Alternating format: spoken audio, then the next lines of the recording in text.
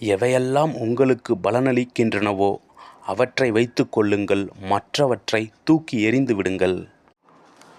வாழ்க்கையில் எப்படியாவது வெற்றி பெற்றே ஆக வேண்டும்.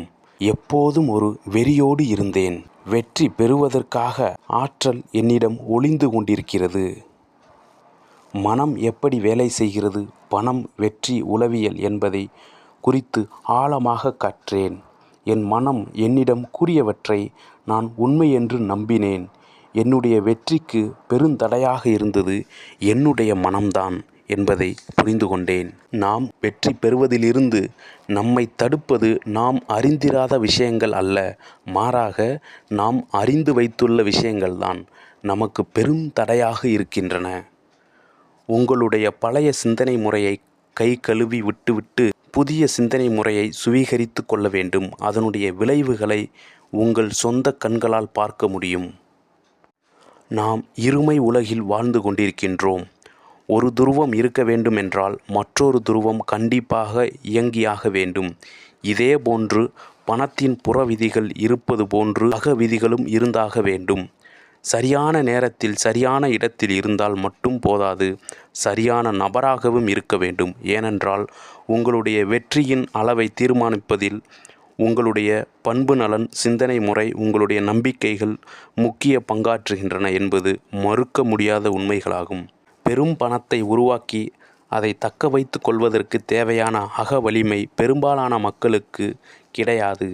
80% மக்கள் உண்மையிலேயே தாங்கள் மகிழ்ச்சியாக இருக்கின்றோம் என்று ஒருபோதும் கூறுவதில்லை. பார்வைக்கு புலனாகும் உலகில் மட்டுமே அவர்கள் வாழ்ந்து கொண்டிருக்கின்றனர். வேர்கள்தான் பழங்களை உருவாக்குகின்றன. பூமிக்கு மேலே இருப்பவற்றை பூமிக்கு கீழே இருப்பவைதான் உருவாக்குகின்றன.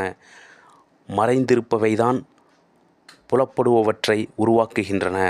எனவே பார்வைக்கு புலப்படுபவற்றை மாற்ற வேண்டுமென்றால் நீங்கள் மறைந்திருப்பவற்றை மாற்ற வேண்டும். இது இயற்கையின் விதி. இவற்றை புரிந்து கொண்டு நாம் இயற்கை விதிகளோடு ஒத்திசைவாக நடந்து கொண்டு நம்முடைய அக உலகில் கவனம் செலுத்தினால் நம்முடைய வாழ்க்கை சுமூகமாக நடக்கும். இல்லையெனில் கடினம்தான். நாம் ஒரே நேரத்தில் 4 விதமான உலகங்களில் வாழ்ந்து கொண்டிருக்கின்றோம். மன உலகம், உணர்வு உலகம், ஆன்மீக உலகம், பௌதீக உலகம். பௌதீக உலகம் என்பது மற்ற 3 உலகங்களின் அச்சுப்படிவம் மட்டுமே என்பதை பலர் அறிந்திருப்பதில்லை. பணப்பற்றாக்குறை என்பது ஒரு பிரச்சனை அல்ல, அது ஓர் அறிகுறி மட்டுமே. உங்களுடைய கடந்த காலத்தில், குறிப்பாக உங்களுடைய குழந்தை பருவத்தில் பணம் தொடர்பான உங்களுக்கு கிடைத்த தகவல்களின் அடிப்படையிலேயே தான் உங்களுடைய பணத்திற்கான திட்ட வரைபடம் உருவெடுக்கின்றது. உங்களுடைய பெற்றோர், உடன் பிறந்தோர், நண்பர்கள், ஆசிரியர்கள், மத தலைவர்கள், ஊடகங்கள் மற்றும் கலாச்சாரங்கள், இவர்கள் அனைவரும் மிக மிக முக்கிய கூட்டாளிகளாக இருக்கின்றனர். இவர்கள்தான் நம்முடைய சிந்தனையின் ஆரம்ப புள்ளியை உருவாக்கி நம்முடைய ஆழ் மனங்களில் பதிவேற்றம் செய்து விடுகின்றனர். இது நீங்கள் வளர்ந்து சொந்தமாக நீங்கள் சிந்திக்கின்ற காலம் வரும்போது உங்களை குறுக்கிட்டு அறியாமையிலேயே வைத்து கொள்கின்றன. இதனால் நீங்கள் அறியாமை என்னும் இருளில் மூழ்கி இருக்கிறீர்கள் என்பதை ஞாபகத்தில் வைத்திருங்கள். உங்களுடைய மனம் என்னும் சேமிப்பு பேழையில் நீங்கள் சேமித்து வைத்திருக்கும் தகவல் தொகுப்புகளிலிருந்துதான் உங்களுடைய எண்ணங்கள் உதயமாகின்றன. ஆழ்மன பதிவை மாற்ற விரும்பினால் நீங்கள் முதலில் விழிப்புணர்வு அடைய வேண்டும். உங்களுடைய சிந்தனை போக்கை புரிந்து கொள்ள வேண்டும்.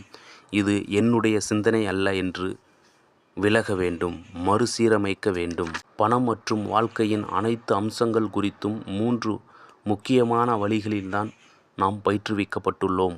வாய்மொழி மூலமாக ஏற்படுகின்ற தாக்கம், சிறு வயதில் கேட்ட விஷயங்கள், மாதிரிகள் மூலமாக ஏற்படுகின்ற தாக்கங்கள், சம்பவங்கள் மூலமாக ஏற்படுகின்ற தாக்கங்கள், சிறு வயதில் நீங்கள் அனுபவித்த விஷயங்கள். பொருளாதார சுதந்திரம் அடைய விரும்புகின்ற மகிழ்ச்சியான நாளின் மீது உங்களுடைய கவனத்தை குவியுங்கள். நோக்க விதிப்படி அதை நீங்கள் அடைவீர்கள்.